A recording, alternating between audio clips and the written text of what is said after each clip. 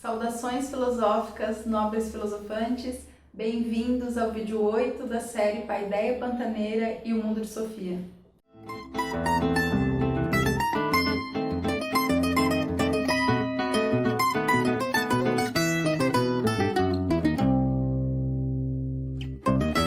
Sofia sentou-se na cama. Ela tinha certeza de ter visto o rosto de Hilde no espelho. Por alguns segundos ela havia visto a foto de Hilde na carteirinha da escola, lá na cabana do Major. Só podia ser a mesma moça que tinha aparecido havia pouco no espelho. Apenas alguns anos depois da morte de São Tomás de Aquino, a estrutura da unidade cristã começou a apresentar rachadores. A filosofia e a ciência continuavam a se libertar da teologia cristã, possibilitando à religião um relacionamento mais livre com a razão. Cada vez mais pensadores enfatizavam que não seria possível chegar a Deus por meio de nossa razão, pois, de qualquer forma, Deus seria incompreensível para o nosso pensamento. O que importava para o homem não era entender o mistério cristão, mas sujeitar-se à vontade de Deus. O fato de a religião e a ciência estabelecerem entre si um relacionamento mais livre levou a um método científico novo e a um novo fervor religioso. Estavam assim estabelecidas as bases para as duas importantes transformações ocorridas nos séculos XV e XVI, Renascimento e a Reforma. As mudanças na modernidade. Chamamos modernidade o período que se esboçou no Renascimento e desenvolveu-se na Idade Moderna, atingindo seu auge na Ilustração, no século XVIII. O paradigma da racionalidade que então se delineava era de uma razão que buscava se libertar de crenças e de superstições, fundando-se na própria subjetividade e não mais na autoridade, fosse ela política ou religiosa. Na Idade Moderna, as teorias filosóficas passaram por mudanças cruciais. O teocentrismo medieval deu lugar a um crescente antropocentrismo. A reflexão filosófica seculariza-se, ou seja, volta a privilegiar seu fundamento racional, separado da religião. Alterações sociais, políticas e econômicas delinearam uma nova era de ascensão da burguesia, com o florescimento do comércio e do capitalismo liberal. A revolução científica produziu outra realidade, pela qual se reconheceu o poder do conhecimento humano capaz de transformar o ambiente ou, como se dizia então, de dominar a natureza e tornar-se senhor dela. E o que viria a nascer de novo eram a arte e a cultura da antiguidade. Por isso falamos também do humanismo do Renascimento, depois da longa Idade Média, que via todos os aspectos da vida a partir de um prisma divino. O homem volta a ocupar o centro de tudo. A égide deste movimento era a seguinte: de volta às fontes. E a principal fonte era o humanismo da antiguidade. Desenterrar esculturas antigas e manuscritos da antiguidade tornou-se quase um esporte popular. Aprender grego também virou moda, o que levou a um reestudo da cultura grega. O estudo do humanismo grego também tinha um objetivo pedagógico. O estudo de temas humanistas levava a uma formação clássica, capaz de elevar o homem a um nível superior de existência. Costumava-se dizer que os cavalos nascem, ao passo que os homens se formam. A ideia, a palavra que serve de título a esta obra, não é apenas um nome simbólico, é a única designação exata do tema histórico nela estudado. Este tema é, de fato, difícil de definir, como outros conceitos de grande amplitude, por exemplo, os de filosofia ou cultura, resiste a deixar-se encerrar numa fórmula abstrata. Ao empregar um termo grego para exprimir uma coisa grega, quero dar a entender que essa coisa se contempla não com os olhos do homem moderno, mas sim com os do homem grego. Não se pode evitar o emprego de expressões modernas como civilização, cultura, tradição, literatura ou educação. Nenhuma delas, porém, coincide realmente com o que os gregos entendiam por paideia. Cada um daqueles termos se limita a exprimir um aspecto daquele conceito global, e para abranger o campo total do conceito grego, teríamos de empregá-los todos de uma só vez. Os antigos estavam convencidos de que a educação e a cultura não constituem uma arte formal ou uma teoria abstrata, distintas da estrutura histórica objetiva da vida espiritual de uma nação. Para eles, tais valores concretizavam-se na literatura, que é a expressão real de toda cultura superior. Este aqui é o livro Paideia, né, um clássico já, que fala sobre essa ideia de formação do espírito, da alma, do homem grego, do ser humano grego. E os nossos livros didáticos também, sempre nas referências, acabam citando esta obra Paideia, uma referência para que a gente possa tentar entender melhor como se deu culturalmente a instituição ser humano, homem grego. A bússola facilitou a navegação. Em outras palavras, ela foi um pressuposto importante para os grandes descobrimentos. O mesmo vale para a pólvora. As novas armas trouxeram a supremacia europeia sobre as culturas americana e asiática, mas também na Europa a pólvora foi de grande importância e a impressão de livros foi importante para difundir os novos pensamentos do renascimento humanista. Ela também contribuiu para que a Igreja perdesse o seu antigo monopólio como transmissora de conhecimentos. Mais tarde, novos instrumentos e outras invenções começaram a se suceder em ritmo cada vez mais acelerado. Um instrumento importante foi, por exemplo, o telescópio, que criou condições absolutamente novas para a astronomia. Pode ser. Eu contei a você como os filósofos gregos haviam se libertado da visão mítica do mundo, própria da cultura camponesa. Do mesmo modo, os cidadãos da época do Renascimento começaram a se libertar dos senhores feudais e do poder da Igreja. Ao mesmo tempo, a cultura grega foi redescoberta graças a um contato mais estreito com os árabes na Espanha e com a cultura bizantina. O mais importante produto do Renascimento foi uma nova visão do homem. Os humanistas do Renascimento desenvolveram uma crença totalmente nova no homem e em seu valor, o que se opunha frontalmente à Idade Média, período em que se enfatizava apenas a natureza pecadora do homem. O homem passa a ser visto agora como algo infinitamente grandioso e valioso. Uma figura central do Renascimento foi Marcílio Ficino. É dele a célebre frase: "Conhece-te a ti mesmo, ó linhagem divina vestida com trajes de mortais." Um outro, Giovanni Pico della Mirandola, escreveu um discurso laudatório intitulado "Sobre a dignidade do homem." Uma coisa dessa seria inimaginável na Idade Média. Durante toda a Idade Média, o ponto de partida sempre fora Deus. Os humanistas do Renascimento, ao contrário, têm como ponto de partida o próprio homem. Contudo, o humanismo do Renascimento foi muito mais marcado pelo individualismo do que pelo humanismo da Antiguidade. Não somos apenas pessoas, somos indivíduos singulares. Este pensamento podia levar a uma adoração irrestrita do gênio. O ideal passou a ser, então, aquilo que chamamos de o homem renascentista. Entendemos por isto um homem que se ocupa de todos os aspectos da vida, da arte e da ciência. Além disso, a nova visão do homem mostrava-se também no interesse pela anatomia do corpo humano. Como na antiguidade, começaram-se a dissecar os mortos, a fim de se descobrir como era constituído o corpo humano. E isso era importante tanto para a medicina quanto para a arte. O humanismo do Renascimento coloca como objetivo político-cultural a tarefa de reconstruir Roma. A principal decorrência deste objetivo foi a construção da Catedral de São Pedro sobre o túmulo do apóstolo Paulo. E observando a Catedral de São Pedro, não podemos realmente falar de moderação ou autodomínio. Muitos dos grandes nomes do Renascimento engajaram-se neste, que seria o maior projeto arquitetônico do mundo. Mas durante o Renascimento floresceu também aquilo que chamamos de anti-humanismo. Refiro-me com isto a uma igreja e a um poder estatal autoritários. Durante o Renascimento houve também processos contra bruxos e bruxas, execuções em fogueiras, magia, superstição, sangrentas guerras religiosas e ainda a brutal conquista da América. Por exemplo, o pensador italiano Giordano Bruno, 1546-1600, foi morto na fogueira após sua condenação pela Inquisição por heresia e panteísmo.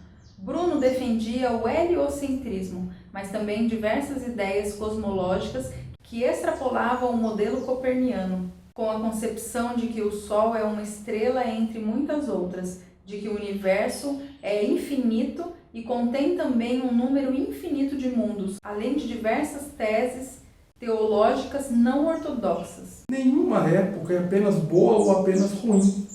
O bem e o mal perpassam toda a história da humanidade como dois fios de uma meada, e frequentemente se entrelaçam um no outro. Vou contar a você como o Renascimento desenvolveu também um novo método científico. O princípio vigente agora era o de que a investigação da natureza devia se construir fundamentalmente na observação, na experiência e nos experimentos. Também na antiguidade se praticou a ciência empírica.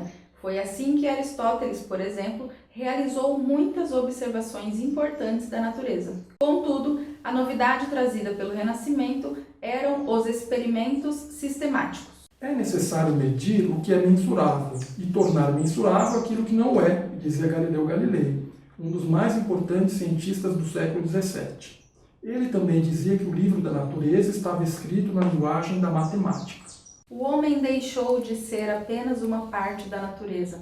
A natureza passou a ser algo que se podia usar e explorar.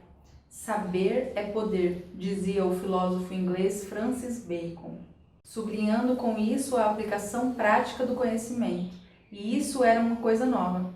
A humanidade passou a intervir na natureza e a querer controlá-la. Teoria dos ídolos. Bacon concebia a ciência como técnica, por isso preocupava-se com a utilização dos conhecimentos científicos na vida prática, manifestando grande entusiasmo pelos avanços técnicos que se difundiam em sua época, como a bússola, a pólvora e a imprensa. Revelava igualmente sua aversão ao pensamento meramente contemplativo e abstrato, característicos da escolástica medieval. Para o filósofo, a ciência deveria valorizar a pesquisa experimental, visando proporcionar resultados objetivos para o ser humano. Mas ele alertava que, para isso, era necessário que os cientistas se libertassem daquilo que denominava ídolos. Em sua obra Novum Organum, expressão latina que significa novo instrumento, o filósofo destaca 4 gêneros de ídolos que entorpecem a mente humana e prejudicam a ciência. Ídolos da tribo. As falsas noções provenientes das próprias limitações da natureza da espécie humana. Ídolos da caverna. As falsas noções do ser humano como indivíduo. Ídolos do mercado ou do foro. As falsas noções provenientes da linguagem e da comunicação. Ídolos do teatro. As falsas noções provenientes das concepções filosóficas, científicas e culturais vigentes. Copérnico chamou a atenção, portanto, para o fato de podermos compreender com muito mais facilidade todas as observações dos corpos celestes, se tomarmos como pressuposto o fato de que a Terra e os outros planetas descrevem órbitas circulares em torno do Sol. Chamamos isto de visão heliocêntrica do mundo, ou seja, tudo gira em torno do Sol. Heliocentrismo. Sistema astronômico de Copérnico e de Galileu, segundo o qual não é a Terra, mas o Sol, o centro do nosso sistema planetário. A Terra, como os demais planetas, giraria em torno do Sol, revolução, e em torno de si mesma, rotação. Copérnico, temendo a reação da Igreja em relação às suas descobertas, segurou a publicação de escritos durante muitos anos. Ela só ocorreu em 1543, ano de sua morte. Assim, ele escapou à condenação imposta aos hereges, mas a proscrição ou banimento de sua obra veio pouco tempo depois, como a reativação da Inquisição após o Concílio de Trento, entre 1545 e 1563. Em inícios do século XVII, o astrônomo alemão Johannes Kepler apresentou os resultados de exaustivas observações que provaram que os planetas se moviam em trajetórias elípticas ou ovais em torno de um foco, o Sol. Ele também comprovou que os planetas se movimentam tanto mais rapidamente quanto maior é a sua proximidade do Sol. Por fim, provou ainda que um planeta se movimenta tanto mais lentamente quanto maior é a distância que o separa do Sol. Somente com os estudos de Kepler ficou claro que a Terra é um planeta como todos os outros. Kepler afirmou também que essas mesmas leis físicas valem para todo o universo. Mais ou menos na época em que viveu Kepler, viveu também o famoso cientista italiano Galileu Galilei. Com a ajuda de um telescópio, Galileu Galilei observou os corpos celestes, estudou as crateras da Lua e constatou que, como a Terra, também lá havia montanhas e vales. Galileu também descobriu que o planeta Júpiter tem 4 luas. A Terra não era, portanto, o único planeta que tinha uma lua. O mais importante, porém, é que Galileu descobriu a chamada lei da inércia. Todo o corpo permanece no estado de repouso ou de movimento uniforme em linha reta, enquanto não é obrigado a alterar este estado pela ação de forças que atuam de fora. Esta formulação, porém, não foi feita por Galileu, mas por Isaac Newton, muitos anos mais tarde. A filosofia encontra-se escrita neste grande livro que continuamente se abre perante nossos olhos, isto é, o universo, que não se pode compreender antes de entender a língua e conhecer os caracteres com os quais está escrito. Ele está escrito em língua matemática. Os caracteres são triângulos, circunferências e outras figuras geométricas, sem cujos meios é impossível entender humanamente as palavras. Sem eles, nós vagamos perdidos dentro de um obscuro labirinto. O físico inglês Isaac Newton, que viveu de 1642 a 1727, devemos a ele a descrição definitiva do sistema solar e dos movimentos dos planetas. Ele não apenas conseguiu descrever como os planetas se movimentam ao redor do Sol, como também explicar exatamente por que o seu movimento é como é. E ele conseguiu isto por várias razões, inclusive pela referência a Galileu e a sua lei da inércia, a qual Newton deu uma formulação final. Newton formulou a chamada lei da atração universal. Segundo esta lei, todo objeto atrai outro objeto com uma força que cresce proporcionalmente ao aumento de tamanho dos objetos e diminui proporcionalmente ao aumento da distância que separa os objetos. Newton mostrou que as mesmas leis válidas para os movimentos dos corpos também eram válidas para todo o universo. Com isto, ele afastou do caminho antigas ideias medievais segundo as quais as leis do céu eram diferentes das da terra. A visão heliocêntrica do mundo encontrou, assim, sua confirmação e uma explicação definitiva. O Renascimento também trouxe consigo uma nova visão de Deus. Quando a filosofia e a ciência se separaram da teologia, começou a surgir paulatinamente uma nova forma de devoção, uma nova religiosidade cristã.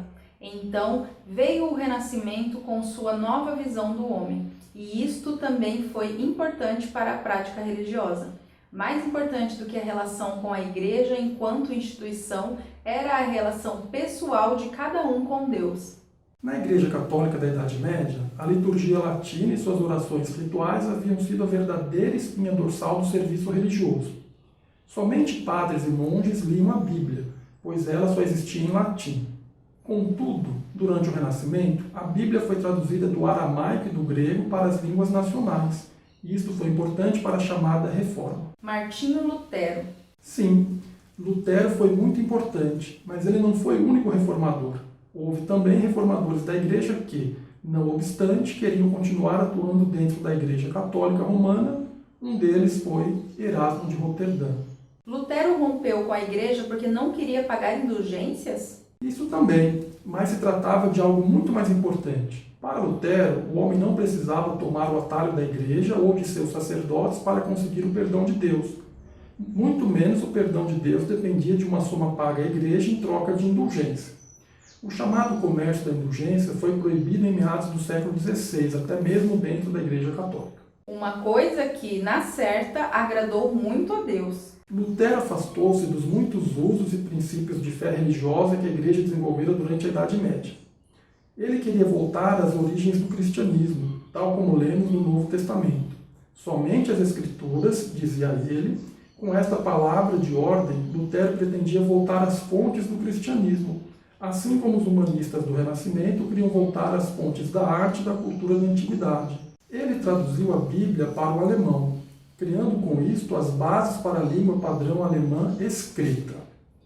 Cada um deveria ter acesso à leitura da Bíblia, a fim de poder ser o pastor de si mesmo, por assim dizer. Na terça-feira, 29 de maio, Sofia estava na cozinha enxugando a louça enquanto sua mãe, na sala, via o noticiário da TV. Depois da notícia de abertura do jornal, Sofia ouviu da cozinha que um major do regimento norueguês da ONU havia sido morto por uma granada. Sofia deixou cair o pano de prato na pia e correu para a sala. Só teve tempo de ver por alguns segundos a imagem do soldado no vídeo, antes de o noticiário prosseguir com outras notícias. O dia 31 de maio foi uma quinta-feira. Sofia fazia um esforço enorme para aguentar as últimas aulas. Ela tinha melhorado na escola desde que iniciara o curso de filosofia. Na maioria das matérias, ela sempre havia conseguido um conceito entre bom e muito bom. Nos últimos meses, porém, conseguira muito bom numa prova de ciências sociais e numa redação. Só em matemática a coisa não ia tão bem assim. Na última aula, o professor devolveu aos alunos uma redação. Sofia tinha escolhido o tema, o homem e a tecnologia, e havia escrito bastante sobre o Renascimento e a importância das novas invenções para a ciência, sobre a nova visão da natureza, sobre Francis Bacon e sua célebre frase, saber é poder, e sobre o novo método científico. Querida Hilde, quando você ler este cartão, já teremos conversado ao telefone sobre o trágico acidente fatal que ocorreu por aqui. Às vezes eu me pergunto se a guerra e a violência não poderiam ser evitadas se as pessoas usassem um pouco mais a cabeça. Um curso de filosofia talvez fosse a melhor arma contra a guerra e a violência. Que tal um pequeno livro de filosofia da ONU, do qual todos os novos cidadãos do mundo pudessem receber um exemplar escrito em sua própria língua? Vou levar esta ideia ao secretário-geral. Ao telefone você me disse que está prestando mais atenção às suas coisas. Isso é muito bom, porque você é realmente a pessoa mais avoada que eu conheço. Você me disse também que desde a nossa última conversa só tinha perdido uma moeda de 10 coroas. Vou fazer de tudo para ajudá-la a encontrar. É verdade que eu estou bem longe de casa, mas ainda tenho uma ou outra mão amiga para me ajudar por aí. Se eu achar a moeda de 10 coroas, coloco-a junto com o seu presente de aniversário. Para finalizar, quero dizer que, para mim, é como se a longa viagem de volta para casa já tivesse começado. Um grande beijo de seu pai. Enquanto caminhava atrás de Hermes, ia pensando no que seria um animal. Qual seria a diferença entre um cachorro e um homem? Ela ainda se lembrava do que Aristóteles havia dito a este respeito. Para ele, homens e animais são seres vivos da natureza com muitos e importantes pontos comuns, mas também com uma diferença fundamental: a razão. Demócrito, por outro lado, não via uma diferença significativa entre homens e animais, já que ambos eram compostos de átomos. Ele também não acreditava que os homens e os animais tivessem uma alma imortal. Para ele, a alma também era composta por pequenos átomos, que se espalhavam por todas as direções na hora da morte. A alma do homem estava, portanto, indissociavelmente ligada ao cérebro. A designação barroco tem sua origem numa palavra que, na verdade, significa pérola irregular. Típicas para a arte do barroco foram as formas opulentas, cheias de contrastes, bem ao contrário das formas mais despojadas e mais harmônicas da arte do Renascimento. O século XVII foi particularmente marcado pela tensão entre opostos irreconciliáveis. De um lado, continuava a existir a visão de mundo do Renascimento, otimista e de exaltação da vida. E de outro, o extremo oposto desta vida também encontrava muitos adeptos, que preferiam abraçar uma vida de reclusão religiosa e negação de mundo. Tanto na arte quanto na própria vida, encontramos uma verdadeira opulência de formas expressivas. Ao mesmo tempo, observamos nos mosteiros o surgimento de movimentos cujo objetivo era o isolamento do mundo. Barroco? Não é um nome esquisito? Sem dúvida você pode expressar a coisa dessa forma. Uma palavra de ordem do barroco era o dito latino carpe diem, que significa aproveita o dia de hoje. Outro dito latino bastante em voga foi memento mori, que significa lembra-te, homem, que morrerás um dia. Castelos imponentes e mosteiros escondidos, portanto. Na pintura, o mesmo quadro podia mostrar a opulência da vida levada à larga, enquanto num dos cantos inferiores aparecia retratada uma caveira. Em muitos aspectos, o barroco foi marcado pela vaidade e pela irracionalidade. Mais tarde haveria um tempo para esta palavra. Amanhã e ainda outro amanhã arrastam-se nessa passada trivial do dia para a noite, da noite para o dia até a última sílaba do registro dos tempos. e todos os nossos ontens não fizeram mais que iluminar para os tolos o caminho que leva ao pó da morte. Apaga-te, apaga-te, chama breve. A vida não passa de uma sombra que caminha, um pobre ator que se pavoneia e se aflige sobre o palco. Aliás, o teatro foi mais do que apenas uma forma de arte do barroco. Ele também foi o símbolo por excelência de seu tempo. E o que ele simbolizava? William Shakespeare também viveu no barroco? A vida, Sofia. Não sei quantas vezes se disse no século XVII que a vida é um teatro. Foram muitas vezes. E foi precisamente durante o barroco que surgiu o teatro moderno, com toda a sua parafernália de cenários e maquinaria. O teatro criava em cena uma ilusão para depois desmascará-la na própria peça encenada. Assim, o teatro refletia a própria vida, mostrava que a altivez precede a decadência e representa a mesquinhez humana de forma impiedosa. Shakespeare escreveu suas grandes peças por volta de 1600, o que o coloca com o pé no Renascimento e o outro no Barroco. Mas já em Shakespeare encontramos muitas citações que reforçam essa ideia de que a vida é um teatro. Você quer ouvir algumas? Quero sim. Na peça Como Gostais, ele diz: o mundo é um palco, e homens e mulheres, não mais que meros atores, entram e saem de cena, e durante a sua vida não fazem mais do que desempenhar alguns papéis. E em Macbeth lemos: a vida é uma sombra errante, um pobre comediante que se pavoneia no breve instante que lhe reserva a cena para depois não mais ser ouvido. É um conto de fadas que nada significa, narrado por um idiota cheio de voz e fúria. A dúvida de Hamlet. Você provavelmente já escutou essa frase. Ser ou não ser, eis a questão. Ela é enunciada por Hamlet, o protagonista daquela que talvez seja a tragédia mais conhecida da história do teatro mundial. A tragédia histórica de Hamlet, Príncipe da Dinamarca, publicada em 1603. Seu autor, William Shakespeare, 1564 a 1616, fez de Hamlet seu personagem mais famoso, um indivíduo assolado pela dúvida. Muitos estudiosos apontaram nisto uma característica do herói moderno, marcado pela reflexão, pela melancolia, pela incerteza e dúvida em relação ao papel que devemos exercer na sociedade e no mundo. A ideia desses estudiosos é que Hamlet é moderno porque extrai da dúvida a matéria de sua virtude. O poeta dramático espanhol Calderón de la Barca, que nasceu por volta de 1600, escreveu uma peça de teatro intitulada A Vida é Sonho. Nela ele diz: o que é a vida? Fúria. O que é a vida? Espuma oca. Um poema, uma sombra quase. E a sorte não pode dar senão pouco, pois a vida é sonho e os sonhos, sonho. Um recurso típico do barroco. No mesmo texto fala-se de coisas terrenas, quer dizer, do lado de cá, e de coisas celestiais, ou seja, do lado de lá. Tudo isto nos faz lembrar da divisão que Platão estabeleceu entre o mundo dos sentidos, concreto, e o mundo das ideias, imutável. Então ele achava a mesma coisa que Demócrito, que viveu 2000 anos antes dele. Também ela foi marcada por lutas acirradas entre modos de pensar contraditórios. Como já vimos, alguns filósofos consideravam a existência algo de natureza fundamentalmente anímica ou espiritual.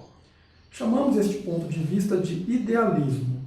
O ponto de vista oposto se chama materialismo e designa uma filosofia que explica todos os fenômenos da existência a partir de grandezas concretas, materiais. No século XVII, o materialismo também teve muitos defensores. O de maior influência talvez tenha sido o filósofo inglês Thomas Hobbes. O direito da natureza, a que os autores geralmente chamam jus naturale, é a liberdade que cada homem possui de usar seu próprio poder, da maneira que quiser, para a preservação de sua própria natureza, ou seja, de sua vida, e consequentemente de fazer tudo aquilo que o seu próprio julgamento e razão lhe indiquem, como meios adequados a esse fim. Ele dizia que todos os fenômenos, o que inclui homens e animais, portanto, se compunham exclusivamente de partículas materiais, Até mesmo a consciência ou a alma humana teria sua origem no movimento de minúsculas partículas cerebrais. Além disso, ele atribuiu à lei da gravidade e do movimento dos corpos todas as transformações da natureza, tanto na Terra quanto no espaço. Tudo seria determinado, portanto, pelas mesmas e imutáveis leis, ou seja, pela mesma mecânica. Idealismo e materialismo são duas constantes que atravessam toda a história da filosofia. Só que raríssimas vezes esses dois pontos de vista apareceram de forma tão flagrante no mesmo período quanto no Barroco. O materialismo foi amplamente nutrido pela nova ciência natural. Newton havia chamado a atenção para o fato de as mesmas leis do movimento valerem para todo o universo. Em princípio, portanto, podemos calcular cada transformação da natureza com precisão matemática. Com isto, Newton colocou a última pedra no alicerce da chamada visão mecanicista do mundo. Os dois filósofos mais importantes do século XVII foram Descartes e Spinoza. Também eles dedicaram sua reflexão a questões tais como a relação entre a alma e corpo. Vamos ver um pouco mais em detalhe esses dois filósofos. Neste vídeo nós lemos os capítulos 16 e 17 do livro O Mundo de Sofia, de Jostein Gaarder. Caso você queira aprofundar seus estudos, você pode procurar no índice do seu livro didático de filosofia os seguintes termos: Renascimento, Humanismo, Reforma Protestante. Giordano Bruno, Galileu Galilei, Martinho Lutero, Isaac Newton, Erasmo de Roterdã, Francis Bacon, Copérnico, Kepler.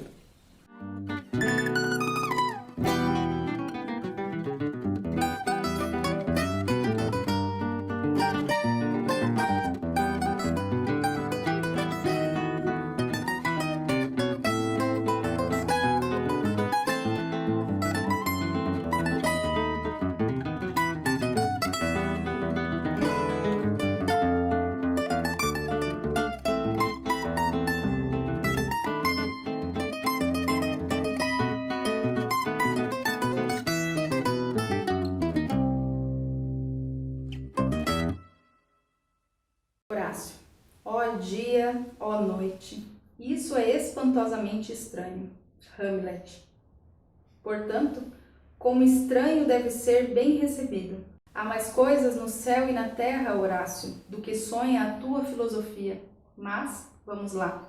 Aqui, como antes, nunca com a ajuda de Deus, por mais estranha e singular que seja a minha conduta, talvez, de agora em diante, eu tenha que adotar atitudes absurdas. Vocês não devem jamais, me vendo em tais momentos, cruzar os braços assim, mexer a cabeça assim, ou pronunciar frases suspeitas como ora, ora, eu já sabia, ou se nós quiséssemos, podíamos, ou se tivéssemos vontade de, quem sabe, ou existem o que, se pudessem, ou ambiguidades que tais para darem a entender que conhecem segredos meus.